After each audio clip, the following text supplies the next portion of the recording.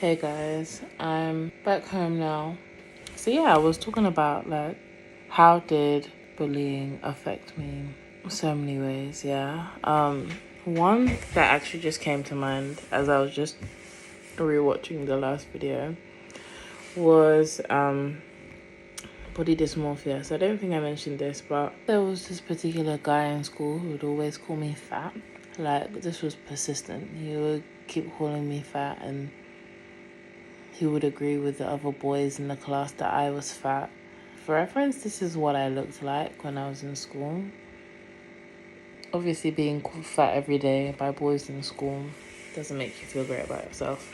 And speaking of boys, yeah, getting those kind of comments, but also like several occasions, guys come in and asking me out just as a joke.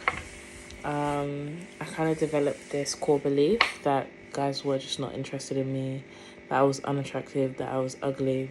I'm still getting over this. We've come so far. We've actually come so far. And it's so many things come into it. But even just like my inability to make friends and people like just having that core belief that nobody likes me because of bullying, just having that core belief that nobody likes me. The idea of me finding love and anyone ever falling in love with me was just like, yeah, that's just never gonna happen. It's impossible. I'm ugly, I'm fat, nobody likes me. And these were things that I truly have believed about myself and are still core beliefs that I'm still fighting to shift. We've come a long way. I believe in love for myself now, but it's crazy for me to even think that I'm actually like an optional candidate. I remember one time, like it was back when I was in secondary school, and I looked at myself in the mirror and I just see the ugliest person on the earth looking back. Like I just felt like she was so hideous. And I remember grabbing like flannel and just scrub my face. And I scrubbed it. There was an area, I don't know, there's something about it was bothering me. I don't know if it was a spot or something. And I remember crying and I was scrubbing it until it felt very sensitive and very fresh. And then I realized the next day that it had like scabbed over. It had scabbed over. So I actually scrubbed like my skin off. Oh, yeah. Just very like, I mean, it's self-harm. Really have struggled with the desire to live over the years. And it's something that always tries to creep back. But how far have I come? I love life and I love the Lord and I feel so full and purposeful in Him. So I've come a long way, but I wouldn't wish it on anyone. Where also people pleasing comes from. Like anytime like you hurt someone's feelings. I remember there was this time when like a couple of my friends expressed to me that basically they didn't want to be my friend anymore. And I remember like I internalized that so badly and I literally wanted to unalive myself. Crazy, right? Like someone says they don't want to be your friend anymore. Relax. Like it's not that deep, but everything was that deep for me. Especially when it came to people, if people were unhappy with me or stuff like that, I just was like, yeah, nah, you don't deserve to live. That's how I felt. What else? I don't know. There's so many things. I feel like I did so many things to cope with my feelings, which I'm not proud of. That's my story about bullying.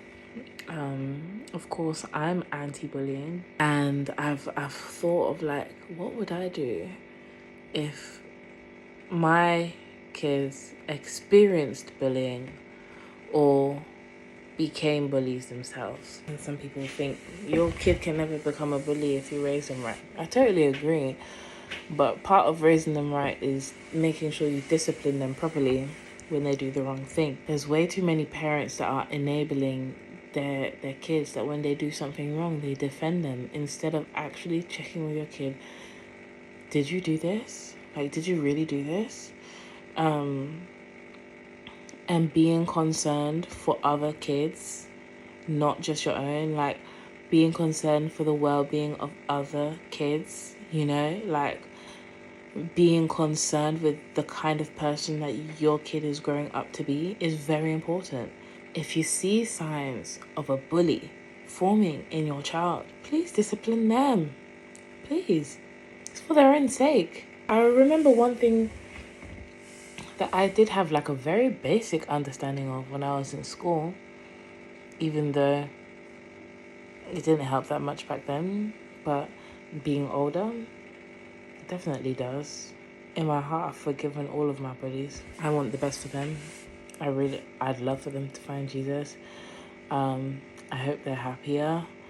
But like, you don't bully people from like a happy place, you know? There's something going wrong there. Bullies, especially as children, bullies are in need of intervention and care just as much as victims are. But how many young people have we lost to bullying? I remember that time when Amanda Todd's video went so viral. She was bullied. Bullying drove her to her death. She felt like she didn't have any other choice. And I know exactly what that feels like. Feeling boxed in. People will say, oh, you know, when you're in school, everything like it revolves around school. Adults, everything that you do revolves around everything that you do. It's the same thing. Students go to school day in, day out. That is literally their lives. If you get bullied at work, that will have a massive toll on your mental health. So many people say they miss secondary school. I wouldn't go back if you paid me. Although like part of me is like, should I go back as like my older self? And then like I would know what to do. But I don't know, because I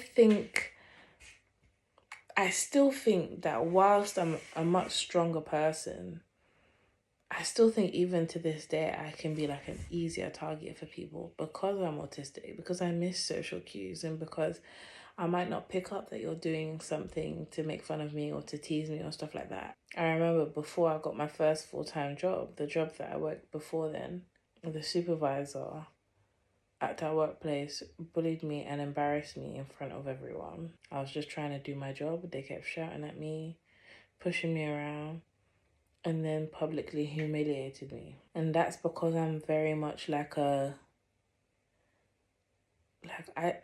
I assume the best about people, you know, and I don't say so much. And I'm learning that you have to kind of be a bit firmer with your boundaries in this world. But I think also being autistic, like there's the added nuance of maybe I just don't get this. Like maybe I'm misunderstanding something. So I'd always just assume the best about people. And people just take advantage of that.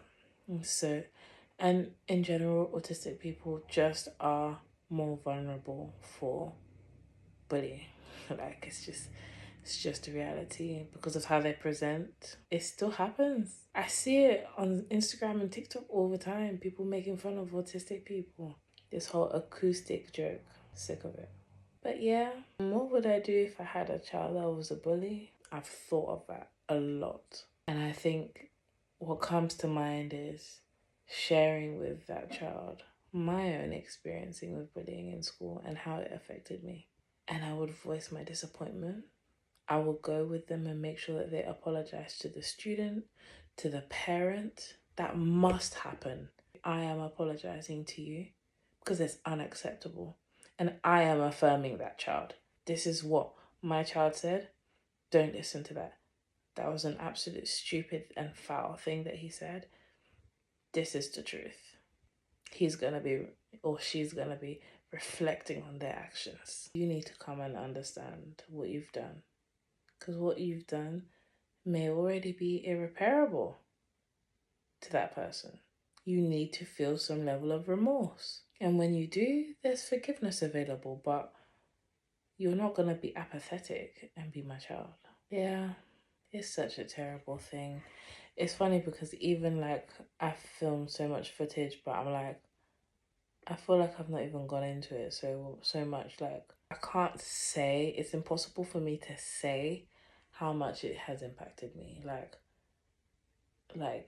I can't, it's immeasurable. Why did I have to go through that? Why did I have to experience that? I look at myself in the mirror today and I'm like, you're a gorgeous girl.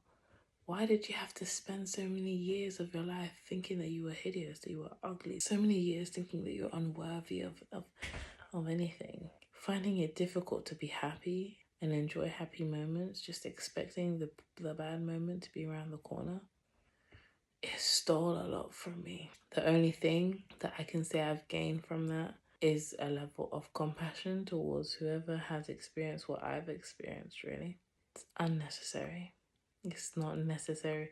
I've heard people say it's good for growth of character. Please stop rationalizing it. My dear, go to therapy. It's absolutely unnecessary. You don't need to go through that for your character to grow. Right. I'm gonna leave it there. Can only share my own experience and hope that your awareness just increases a little bit. Parents, pay attention to your child's mental health.